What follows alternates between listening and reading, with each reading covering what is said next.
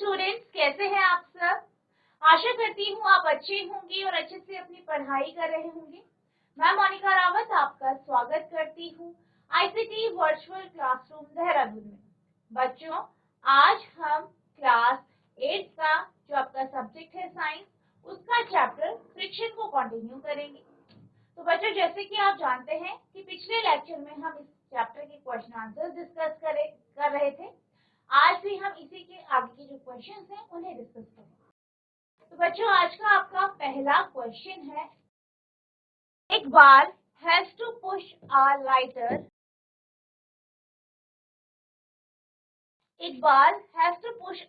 box and Seema has to push a similar heavier box on the same. जो इकबाल है, इकबाल को एक हल्का बॉक्स लेना है और वो क्या करेगा, एक फ्लोर है, फर्श है, वहां पे उसे पुश करना है, दबाना है। और सीमा भी क्या करेगी, एक उसी तरीके का लेकिन भारी बॉक्स लेगी, ठीक है, भारी डब्बा लेगी और उसे वो पुश करेगी, उसे धकेलेगी। Who will have to apply a larger force and आपको ये बताना है कि दोनों में से कौन ज्यादा बल लगाए और क्यों लगाए। इकबाल को हल्की पेटी का धकेलनी है तथा सीमा को उसी फर्श पर भारी पेटी का धकेलनी है। कौन अधिक घर्षण बल अनुभव करेगा और क्यों। ठीक है, तो क्या कोई बच्चा इस क्वेश्चन का आंसर बता सकता है कि आपके पास एक भारी पेटी है और एक हल्की पेटी है, दोनों को एक ही फर्श में धकेलना है, तो किस केस में ज्यादा फोर्स यानी बल लगेगा। जीआईसी लखी बात। Hello hello ma'am. मैम, बच्चों को माइक दे दीजिए। Good afternoon ma'am. Good afternoon बेटा, आपका नाम क्या है। शालू। ठीक है, तो शालू बेटा आप बताइए कि अगर आपके पास एक भारी बॉक्स है, ठीक है, और एक हल्का बॉक्स है, दोनों को आपको धकेलना है, तो इन दोनों में से किस केस में आपको ज्यादा बल लगाना पड़ेगा। मैम भारी बॉक्स में। क्यों लगाना पड़ेगा, क्या बता सकते हैं। मैम क्योंकि वो ज्यादा भारी है ना। अच्छा, वैसे आपने आंसर बिल्कुल सही कहा है, वेरी गुड बेटा, कि आपको जो भारी बॉक्स है उस पर ज्यादा बल लगाना पड़ेगा। ठीक है, आप बैठ जाइए, वेरी गुड बेटा। तो अगर हम बात करें, हमारे पास एक भारी बॉक्स है और एक हल्का बॉक्स है, तो जो भारी बॉक्स है उसे हमें ज्यादा बल लगाना पड़ेगा ताकि वो आगे मूव करे, आगे गति करे। ऐसा इसलिए होता है क्योंकि जो भारी बॉक्स है, जैसे कि यहाँ पे हमने बात करी कि एक ही फर्श पे दोनों बॉक्स रखे, ठीक है, एक हल्का था और एक भारी था। अब भारी बॉक्स का क्या होता है कि भारी बॉक्स क्या है, ये भारी है, तो इसका जो वेट है, जो इसका भार है, वो ज्यादा होता है। अब इस भार के कारण ये जिस फर्श के कांटेक्ट में है, जिस फर्श के संपर्क में है, इसके जो सतह है वो उस फर्श की सतह के साथ जो है इंटरलॉकिंग काफी अच्छी कर देती है, जिस कारण जब हम इसे धकेलते हैं तो ये आसानी से मूव नहीं करती या आसानी से गति नहीं करती, हमें ज्यादा बल लगाना पड़ता है ताकि ये गति करे।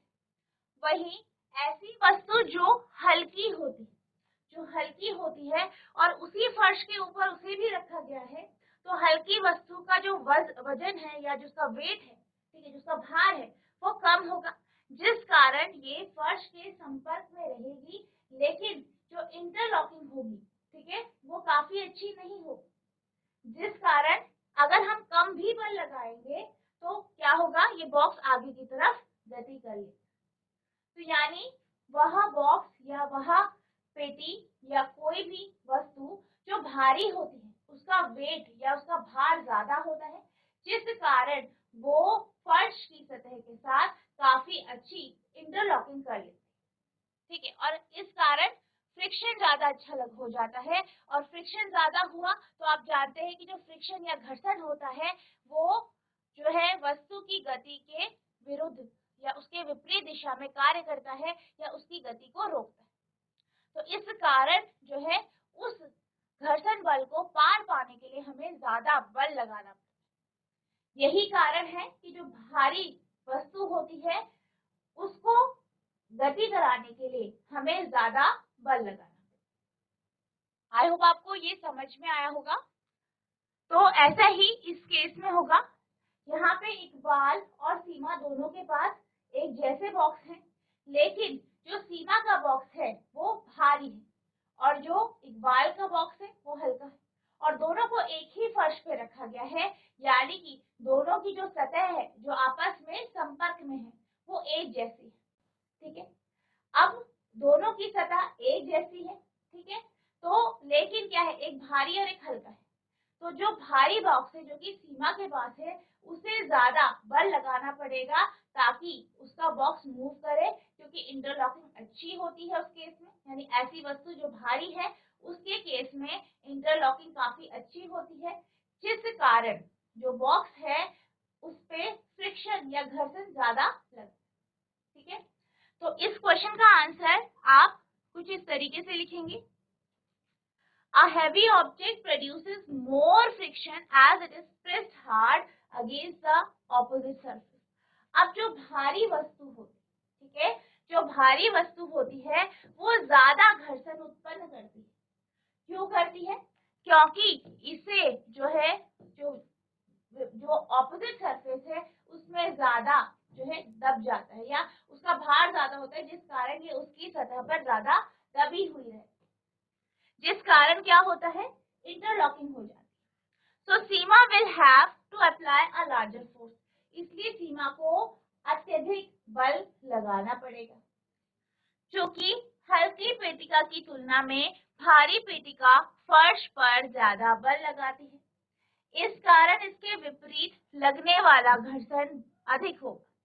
परिणाम स्वरूप सीमा अधिक घर्षण बल का अनुभव करेगी। अब हम चलते हैं अगले क्वेश्चन की तरफ। तो आपका अगला प्रश्न है, explain why sliding friction is less than static friction. व्याख्या कीजिए सर्पी घर्षण स्थैतिक घर्षण से कम क्यों होता है। तो यहाँ पे क्या कहा गया है कि जो सर्पी घर्षण है या स्लाइडिंग फ्रिक्शन है ये स्थैतिक घर्षण या स्टैटिक फ्रिक्शन से कम क्यों होता है।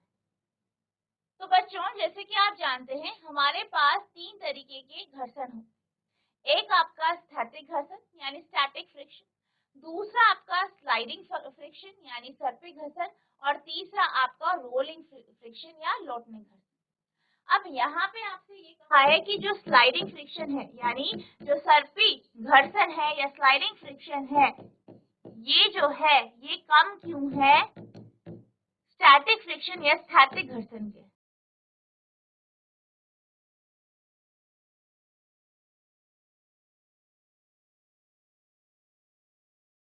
ठीक है, ऐसा क्यों? अब जब हम स्थैतिक घर्षण और सर्पी घर्षण की बात करते हैं तो जो स्थैतिक घर्षण है या स्टैटिक फ्रिक्शन है ये कब लगता है, जब वस्तु एक जगह रुकी हुई होती है, एक जगह स्थिर अवस्था में होती है। अब कोई वस्तु एक जगह पर, यहाँ पे मान लीजिए ये वस्तु है और ये जगह स्थिर अवस्था में, अब वस्तु रुकी है, इसका मतलब क्या है, एक फोर्स जरूर लग रहा होगा जिसे आप फ्रिक्शन फोर्स कहते हैं या घर्षण बल कहते हैं, जिसके कारण ये यहाँ पे रुकी। अब इस वस्तु को गति कराने के लिए, इस वस्तु को मूव कराने के लिए आपको काफी सारा जो है बल लगाना पड़ेगा, फोर्स लगाना पड़ेगा। ठीक है, ताकि वो इस फ्रिक्शन को, इस घर्षण को ओवरकम कर सके। ठीक है, अब इसी जो ये घर्षण होता है जिसके विरुद्ध हमें कार्य करना है ताकि ये वस्तु गति करे, उसी को हम स्थैतिक घर्षण कहते हैं। इसी तरीके से एक वस्तु है, मान लीजिए ये क्या है, एक वस्तु है और ये यहाँ पे इस दिशा में गतिमान है। अब इसकी गति बनाए रखने के लिए इसी दिशा में, ठीक है, इसकी गति को इसी दिशा में बनाए रखने के लिए हम क्या करते हैं, बल लगाते हैं। अब जैसे कि आप जानते हैं जब सापेक्षिक गति होती है या रिलेटिव मोशन होता है, ठीक है, रिलेटिव मोशन यानी दो वस्तु इस तरीके से संपर्क में है और मूव कर रहे हैं, इनके सापेक्ष गति हो रही है, तो क्या होता है, इस केस में भी फ्रिक्शन लगता है, घर्षण लगता है, इसकी विपरीत दिशा में, ठीक है। और इस जो ये मोशन है इसका या गति है, इसको बनाए रखने के लिए हमें क्या करना है, यहाँ से बल लगाना, ठीक है, ताकि ये जो यहाँ पे से एक जो घर्षण लग रहा है जो कि इसके विरुद्ध कार्य कर रहा है उसको पाया जा सके और ये मूव करते रहे।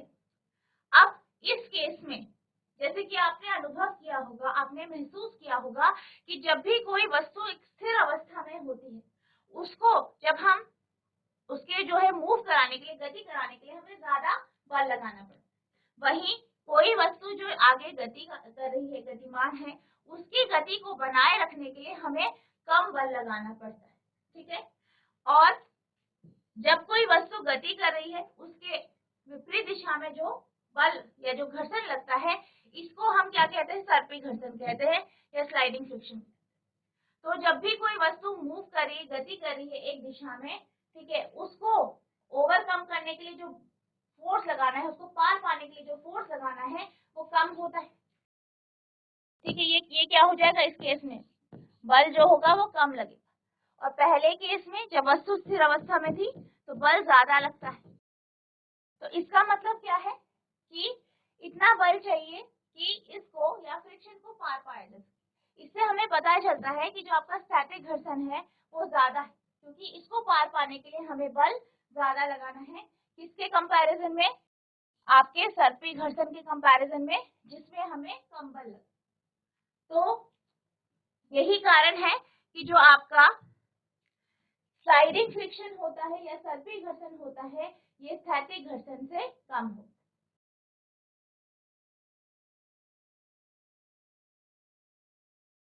The sliding friction is less than static friction because the sliding object gets less time to interlock into the contact point in the flow.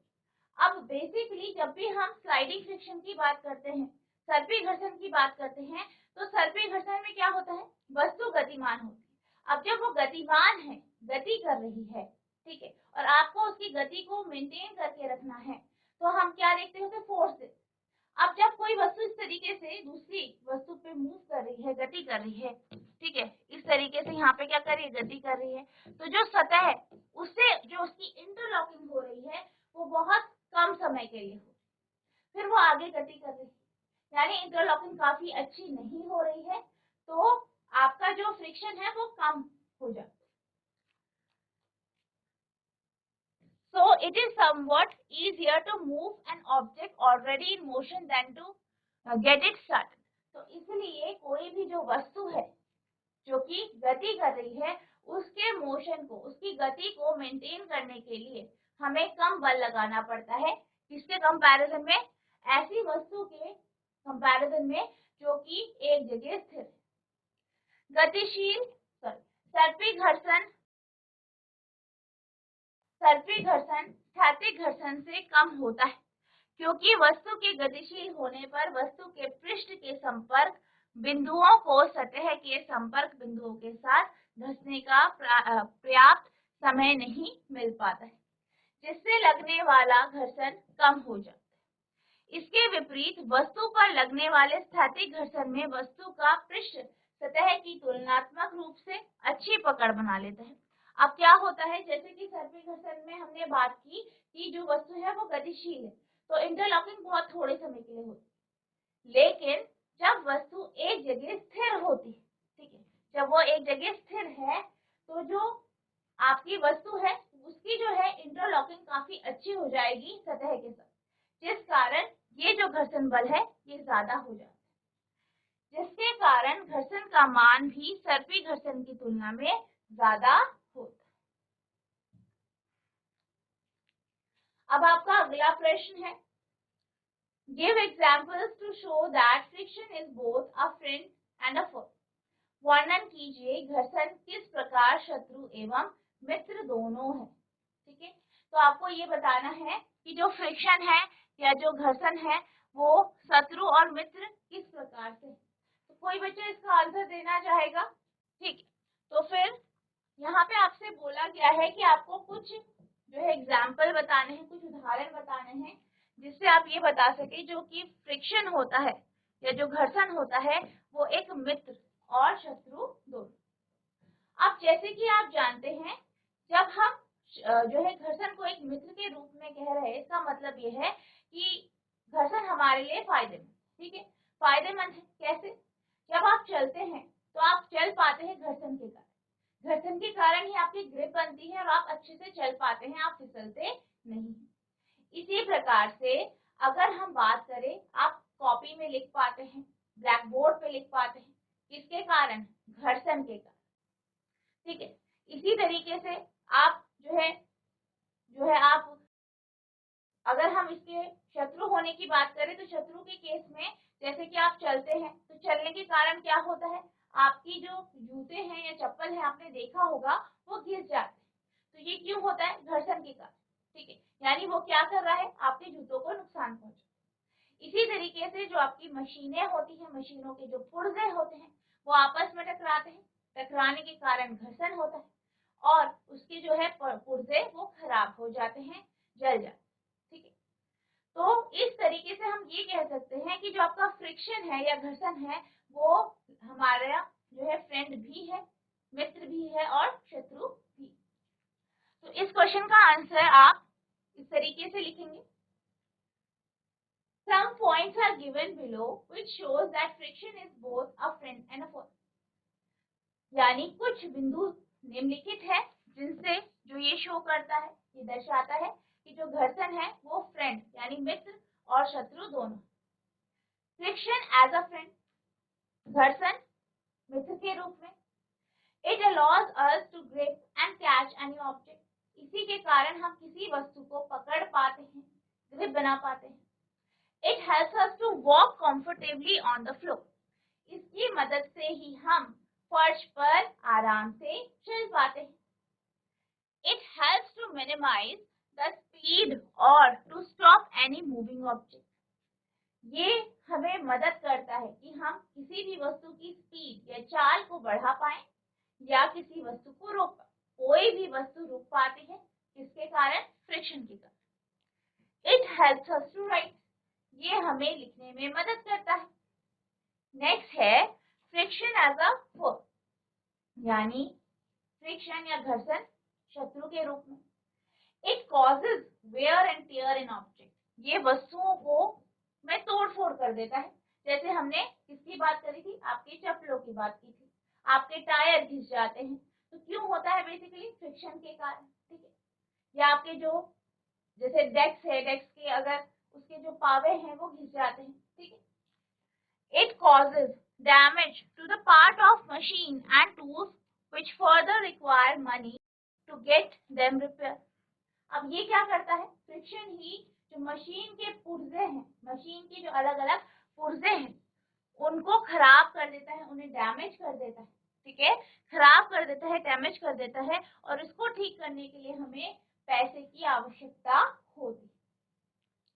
It reduces the speed of moving object so more force is required, ये जो है जो चलती हुई या गतिमान वस्तु है उसकी स्पीड को कम कर देता है, उसकी चाल को कम कर देता है, जिस कारण हमें ज्यादा बल लगाना पड़ता है, ठीक है। अगर फ्रिक्शन ज्यादा हो जाएगा तो क्या होगा? फिर हमें ज्यादा बल लगाना पड़ेगा। It produces hurdles in moving any object freely, ये किसी भी वस्तु को आसानी से मूव या गति करने नहीं देता, उसके लिए हर्डल और परेशानियां जो है क्रिएट करता है, बनाता है।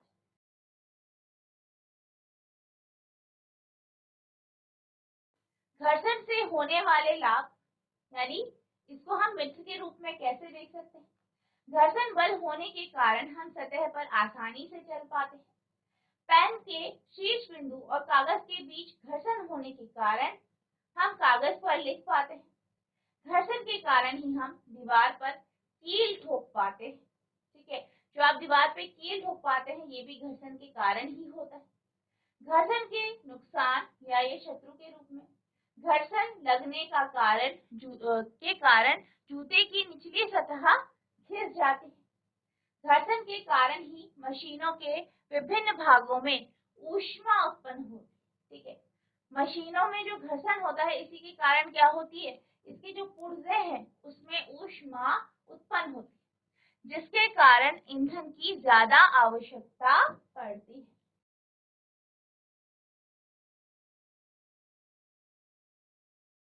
अब हम चलते हैं अपने अगले प्रश्न की तरफ।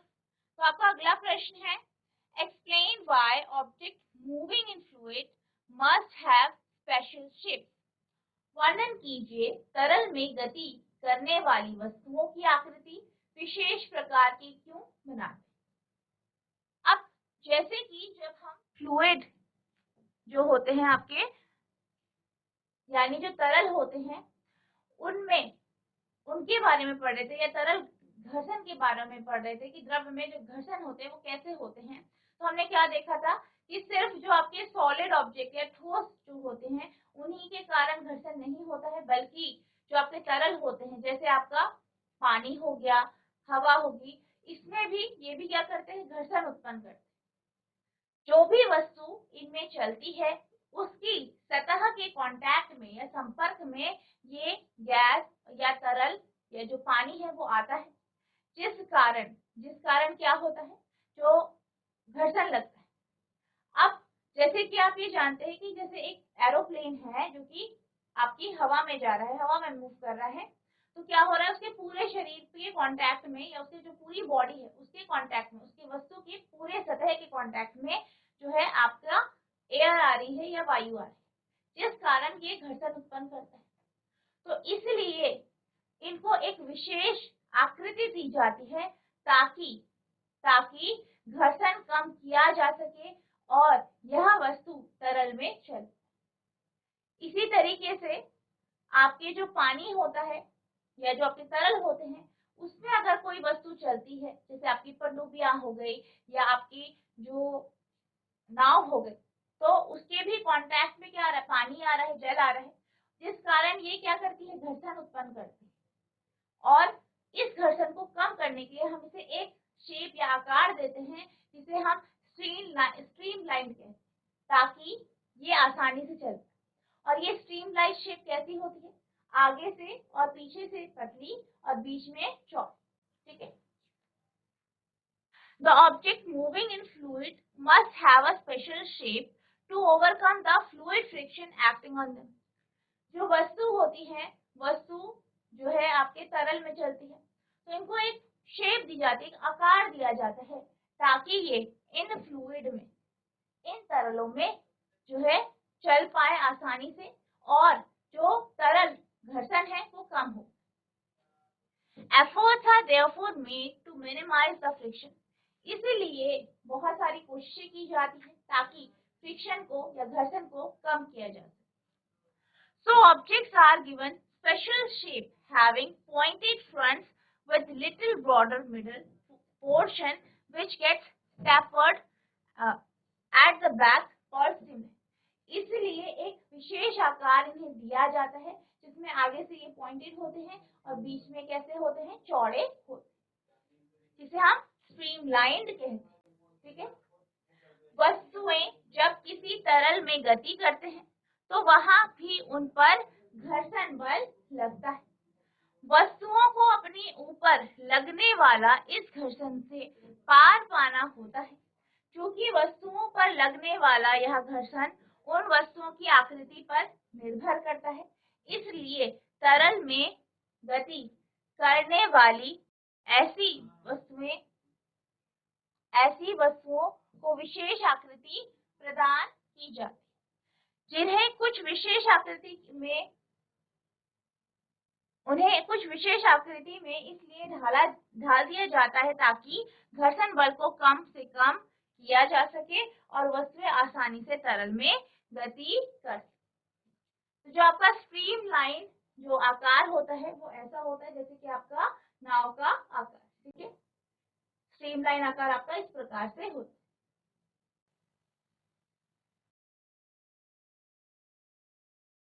तो बच्चों, आज हमने जो आपका चैप्टर है फ्रिक्शन यानी घर्षण, इसके कुछ क्वेश्चन डिस्कस किए। आई होप आपको ये क्वेश्चन समझ में आए होंगे, आपने इन्हें ध्यानपूर्वक सुना होगा। नेक्स्ट लेक्चर में हम इसी के जो ऑब्जेक्टिव टाइप क्वेश्चन है उन्हें डिस्कस करेंगे। तो बच्चों आज के लिए बस इतना ही, मिलते हैं अब नेक्स्ट सेशन में, तब तक के लिए thank you and have a nice